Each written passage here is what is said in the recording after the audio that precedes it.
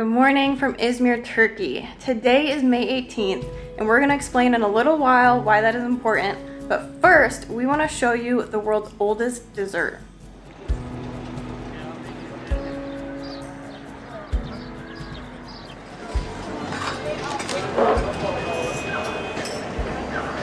That looks so good. A little espresso. Oh yeah. But the real star of today is Asure, or what you can call Noah's pudding. As the story goes, Noah's Ark landed on the top of Mount Ararat, which is Turkey's tallest peak. And while he was there, they made what was left in the Ark into a pudding. So it consists of all kinds of grains, wheat and barley, dried and fresh fruit, and also beans. There's no set recipe, a lot of families have their own, and it varies from region to region. This is made in huge quantities on the day of Asure, which is a Muslim holiday. Look at that.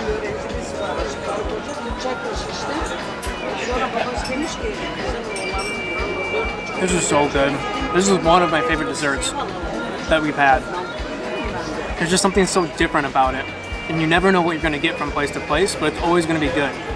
This one looks like it has walnuts, dates, currants, which is a little tiny fruit, peaches, and beans and rice.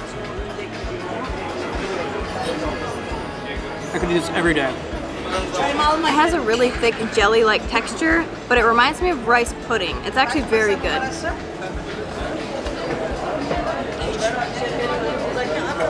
Every last bit.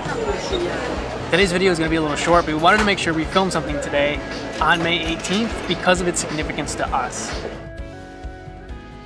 A little Sosa's at Sunrise history. Today is May 18th. A year ago today was supposed to start our infinite travels. We had tickets to Portugal and Spain. We had 6 weeks booked in Europe. All of that was subsequently canceled due to COVID.